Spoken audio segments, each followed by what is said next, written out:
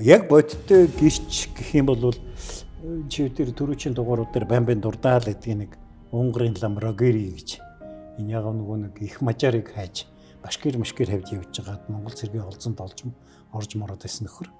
Тэгээ тэр чинь Гаслангийн дуулал гэдэг ном бичсэн.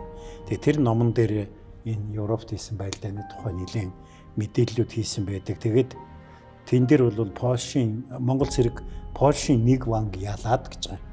Энэ өмнө сүжигтгийн энерги хэлж байхгүй. Тэгээд Вроцлав хотыг шатаасны дараа Пета хаан гэж баядрыг хэлж байгаа юм. Цэрэгтэйг Моравиг нэвт гарч Унгарын хаалгаар Унгарын ван тулс руу нэвтрэн орохдоо замдаа орон нутгийг цөлмөн сүвтгсэн гэж ütсэн баг. Тэгэхээр энэ бол нэг амар байлдаанд аж болоогүй ингээд явцсан болоо гэж